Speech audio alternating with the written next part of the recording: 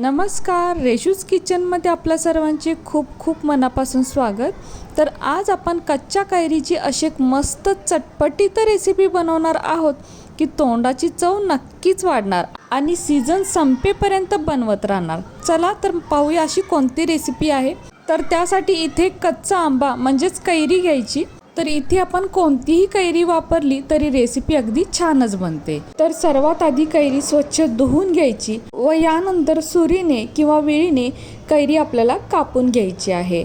तर कैरी मी ती थोडीशीच वापरणार आहे कारण कैरी ही थोडीशी आंबट आहे। तर आता आपण इतकीच कैरी वापरणार आहोत आणि बाकीची आपण आता ठेवून देऊयात। आता यानंतर आपण कैरीची जी साल आहे ती काढून टाकूयात। तर कैरीची साल ही तुरट असते म्हणून कैरीची साल काढून टाकायची। तर पिलरने थोडंसं प्रेस करायचे म्हणजे अगदी पातळ साल निघते। तर आता इथे आपण बघू शकतोय मी कैरीची पूर्ण साल काढून टाकलेली आहे, म्हणजे जितकी जमेल तितकी काढून टाकायची आहे। आता यानंतर सुरीने याचे थोडे मोठे मोठे तुकडे करून घेऊयात। जर कैरी छोटी असेल तर आपण इथे पूर्ण एक कैरी सुद्धा वापरू शकतो किंवा तोतापुरी कैरी असेल तर ती सुद्धा आपण पूर्ण वापरू शकतो। तर आता इथे पहा मी थोडेसे मोठे मोठेच कैरीचे तुकडे करून घेतलेले आहेत। आता यानंतर इथे एक मिक्सरचं भांडं घ्यायचं व यामध्ये आता हे कैरीचे तुकडे टाकायचे। तर मिक्सरलाच बारीक करायचे आहेत म्हणूनच मोठे मोठे कट केलेले आहेत। आता यानंतर यामध्ये 1 चमचा जिरे टाकायचे, तसेच अर्धा चमचा मेथ्या सुद्धा टाकायच्या, सोबतच अर्धा इंच आल्याचे तुकडे व 5 ते 6 लसूण पाकळ्या, त्याचसोबत 7 ते 8 कढीपत्त्याची पाने सुद्धा टाकायची। आता 2 हिरव्या मिरच्या देठ काढून घेतलेली आहेत त्या अशा मोडून यामध्ये टाकायच्या, त्याचसोबत 2 चमचे बेसन व मूठभर कोथिंबीर। तर कोथिंबीर इथे देठासहित घेतलेली आहे। आता यानंतर 1 वाटी खोवलेलं खोबरं सुद्धा घालायचं। तर खोवलेलं खोबऱ्याचं प्रमाण हे कैरीच्या प्रमाणावर ठरवायचं, म्हणजे 1 वाटी जर कैरीचे तुकडे असतील तर 1 वाटी खोवलेलं खोबरं घ्यायचं। पण कैरी जर खूपच आंबट असेल तर खोवलेलं खोबऱ्याचं प्रमाण थोडंसं वाढवलं तरीही चालेल। आता यानंतर यावरती झाकण ठेवून हे आपण मिक्सरला बारीक वाटून घेऊयात। तर मी इथे पाण्याचा अजिबात वापर केलेला नाही आहे, पाणी न घालता मी ही एकदम बारीक पेस्ट बनवून घेतलेली आहे। आता यानंतर हे आपण बाजूला ठेवून देऊया व गॅसवर एक कढई ठेवून कढई थोडी गरम झाली की यामध्ये 1 ते 1.5 पळी म्हणजेच मोठे चमचे तेल घालायचं। आता तेल थोडं गरम झाले की यामध्ये 1 चमचा जिरे टाकायचे। तर जिरे असे चांगले फुलले पाहिजे। त्यानंतर 2 चमचे मुगाची डाळ घालायची। तर मुगाची डाळ मी इथे भिजवून घेतलेली होती, भिजलेली ही मुगाची डाळ आहे। इथे मुगाच्या डाळीऐवजी उडीद डाळ जरी वापरली तरीही चालेल। तर ही डाळ आता तेलामध्ये चांगली भाजून घ्यायची आहे। यानंतर 7 ते 8 कढीपत्त्याची पाने सुद्धा घालायची। तर ही पाने सुद्धा चांगली तडतडली पाहिजे। यानंतर आता बेसन आहे तर छोटा अर्धा चमचा हिंग सुद्धा घालायचा, त्यानंतर पाव चमचा हळद घालायची। यानंतर मिक्सरला बारीक करून घेतलेला मसाला यामध्ये घालायचा व तो सुद्धा या तेलामध्ये चांगला परतून घ्यायचा, कारण मसाला बारीक करताना यामधलं आपण कोणतंही साहित्य भाजून घेतलं नव्हतं।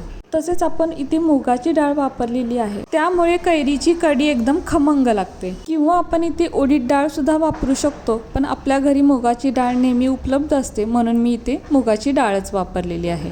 तर आता हे चांगलं परतून घेतल्यानंतर यामध्ये आपल्याला पाणी ओतायचं आहे। तर सर्वात आधी मी थोडंसं पाणी मिक्सरच्या भांड्यात ओतून ते यामध्ये ओतलेलं आहे, म्हणजे आपला मसाला अजिबातच वाया जात नाही। व हे सुद्धा यामध्ये चांगलं मिक्स करून घ्यायचं, म्हणजे थोडंसं परतून घ्यायचं। आता यानंतर यामध्ये आपल्याला अजून पाणी ओतायचं आहे। तर मी इथे जवळपास 1.5 ग्लास पाणी ओतलेलं आहे। आता हे आपण चांगलं ढवळून घेऊया। तर इथे तुम्हाला अंदाज आलाच असेल की आपण कोणती रेसिपी बनवत आहोत। तर आपण इथे कैरीची चटपटीत कढी बनवत आहोत।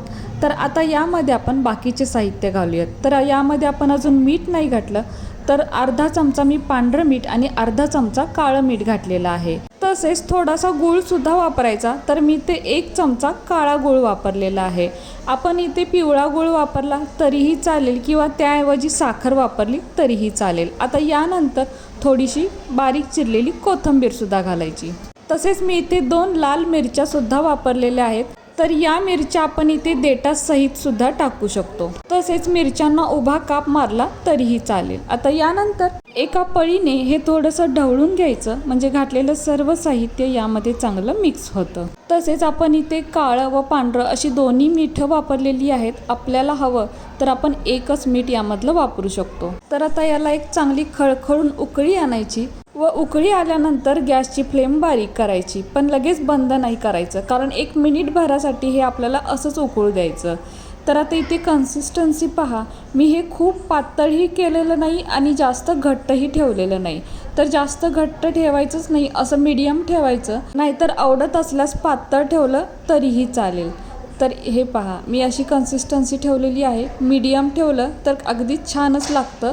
आणि गॅस बंद केल्यानंतर, म्हणजे हे थंड झाल्यानंतर अजून थोडंसं घट्ट होतं. तर जसं आपल्याला घट्ट किंवा पातळ बनवायचं आहे त्या प्रमाणात इथे पाण्याचा वापर करायचा. तर आपली इथे चटपटीत अशी कैरीची कढी तयार आहे.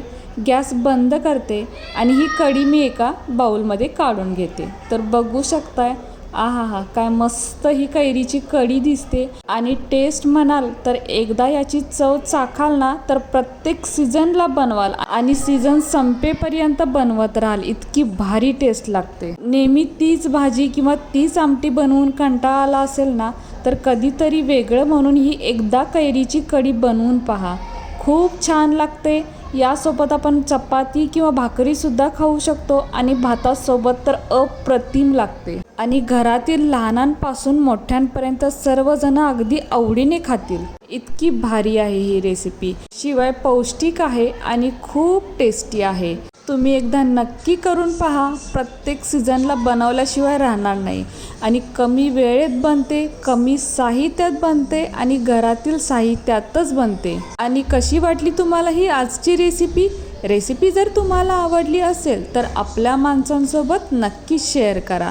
आणि हो, व्हिडिओ जर तुम्हाला आवडला असेल तर प्लीज आपल्या या व्हिडिओला एक लाईक नक्कीच करा. नवीन असाल तर चॅनलला सबस्क्राईब करा, सोबत बेल आयकॉन प्रेस करा, म्हणजेच मी बनवलेले असेच नवनवीन रेसिपी सर्वात आधी तुम्हाला मिळतील. आता पुन्हा भेटू अशाच एका नवीन रेसिपीसोबत.